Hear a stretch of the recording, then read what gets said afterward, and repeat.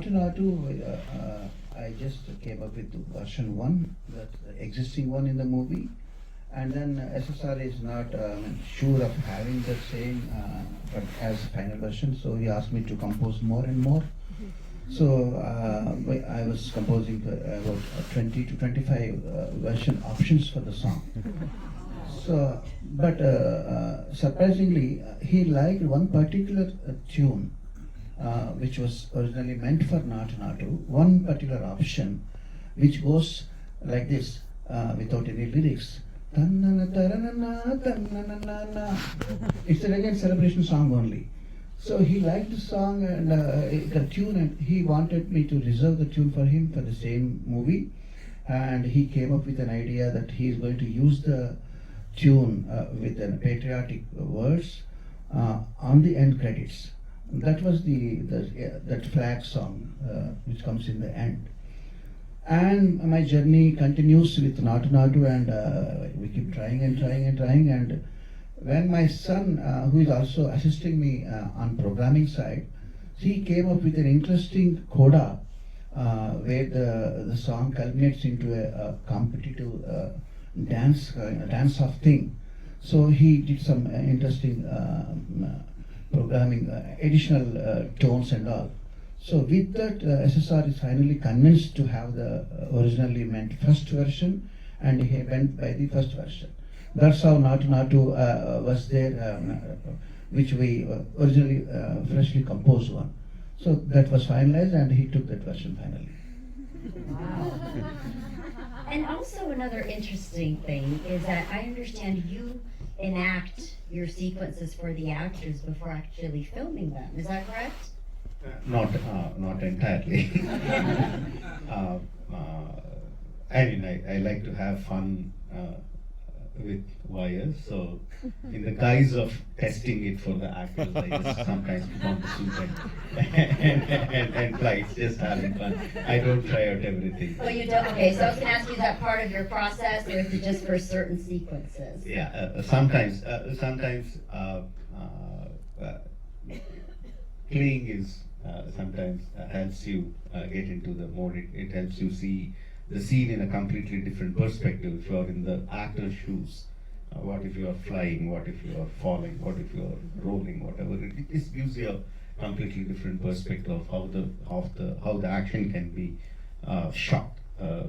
So I do that not to safeguard the actor's interest. Nothing of that sort. And no dabbling in acting maybe after that? Not at all.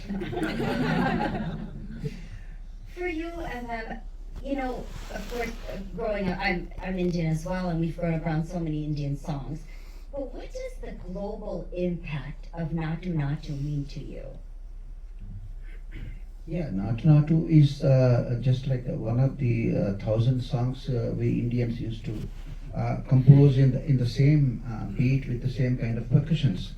But what made difference with Naatu Naatu is thanks to our choreographer, Mr. Prem Rachit. So he came up with a very innovative hook steps and for Naatu Naatu.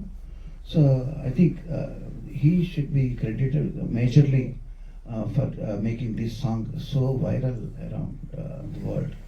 So that particular step, it's very it's a provoking step that everybody wants to try just at least once, but not me. So you're not going to demonstrate for us tonight? Probably you must have watched me a few times when Naatu Naatu is being announced as the winner, and trying to go all the way up the days and just compose myself to receive the award. You see, it requires a lot of stamina. I cannot imagine Naatu Naatu even in my wildest dreams. Completely black in nature. So, as creators, we know when it is when the villain and hero are completely black and white, or evil and good. The conflict is not so beautiful, and we all know that a conflict between good person and a good person gives rise to much more beautiful drama. I wanted to do that for a long time. So that is the main creative process of doing RRR, and in that process, I was also looking at India has a long history of a freedom struggle against British. India was under the British rule for 90 years, and in that process, there are many leaders who fought for the freedom of the people, laying down their lives. And I chose two of the people, Alur Sitaramraju and Komram Bhim, who are from my part of the country, who fought against their oppressors for the freedom of their people. And interestingly, they came from around the same time. They were born around the same time. They went out of their homes around the same time, and we don't know what happened to them for a period of 2-3 years. So I thought, okay, this is a beautiful time that I can take out of their lives, because no one knows what happened then. I can bring them together, weave a story of friendship, betrayal, coming together, and fighting for a single cause. I thought there was a beautiful story there. And so that's how RRR was born.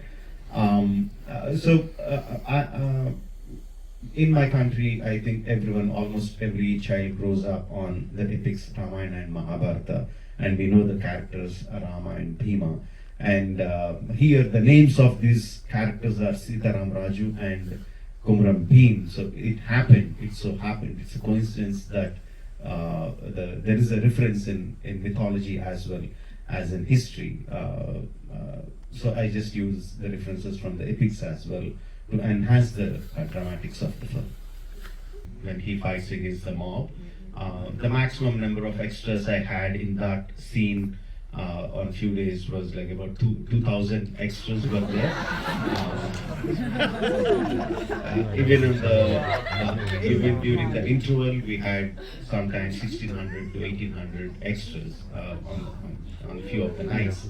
That's the maximum number of people we had, but by now we had a lot of experience in how to deal with large numbers, because my previous films, Bahubali 1 and Bahubali 2, had even bigger numbers. We dealt with even bigger numbers, so that's not a big thing for us. We knew how to deal with those people.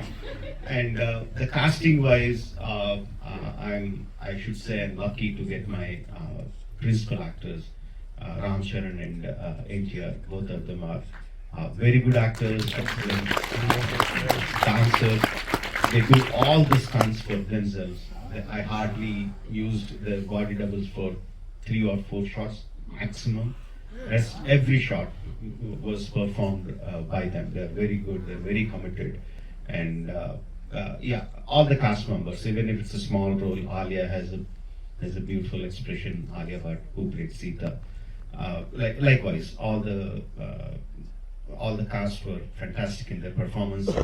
I think in all my films, I have done 12 films so far, I think the best performances I had is from RRR. Did you have the 2 actors in mind when you wrote the script? Absolutely, yes. I think there was a question here, yes. Yes. Can you talk about the post-production, how long it took you, you have special effects, and how you put everything together? I mean, because it seems like a very complicated to keep the storyline and to keep everything like exciting and full of energy and good vibrations, and have this reaction from the audiences who now have the opportunity to see it on the big screen. The way we operate, at least I operate, is slightly different. I shoot for a very long time. RRR was shot for 320 days. And as I'm shooting, the post-production starts. Once one episode is done, I immediately complete the edit of that sequence. Maybe sometimes I do make changes even after the edit, but I need a long time to do the post-production process, especially the VFX. So we plan an episode, shoot the episode, edit it, and send it for VFX. Plan the next episode, shoot it, edit it, send it for VFX. And sometimes we start the re-recording the background score much earlier before we finish the shoot. So for us it is like the production and post-production go hand in hand. The whole thing took about 2 years, 2 years to do. It's very difficult to say when I finished the production and started the post-production. Both of them went hand in hand. Thank you.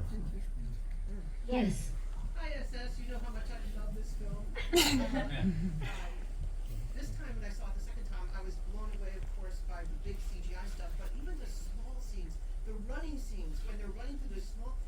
your camera operator do? Was he running backwards? Was he on horse? And also talk about the amazing thematic music that went with the characters. Like every time they heard that boom, we knew Ram was coming.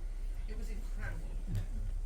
I'll let him speak for the second part of the question. For the first part, the cinematography was done by Sindhil Kumar.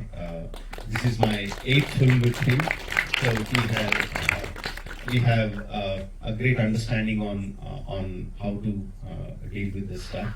One interesting thing was when Bhim was running in the jungle, when the camera was parallelly going through, there was no way that we could put a vehicle. It was a Paco artist who was holding the camera and running. Initially, we tested it with a fighter. The fighters are obviously very agile and they run quite fast. And the Parker artist ran along with him, and he thought, okay, if I can catch up with the stunt guy, I can definitely run along with the actor, because usually actors are not as strong as the stunt guys. So the moment NTR came in, and on one rehearsal, he said, "Go action," and the way NTR ran forward, the camera had to pan and had to catch him from behind. And the guy, I remember the expression on the camera guy's face. He said, "Okay, I need to put back my running shoes on." And he had to run really fast to catch up with him. We had some fantastic camera operators to catch all this stuff, whether it's Beam in the jungle or following Ram and Lachu in the chase sequences. We had some beautiful camera operators who did their job. Well, the piece you are mentioning about that Ram Charan's theme, the Ram's theme, the theme. So something about the theme is I like to compose theme music for all the characters as per the frequencies I believe in.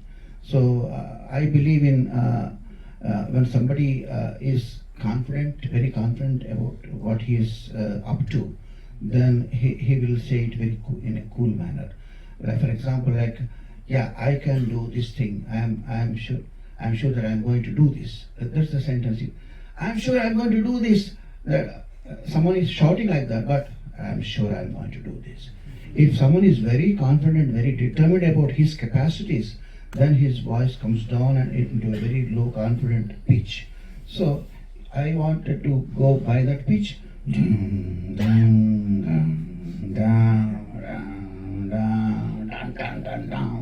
So that was the theme for Ram Charan's most of the scenes he is portrayed. So similarly, I try to get the connection between the natural impulses of the animals or human beings, whatever, and try to match those frequencies with my music in a musical order.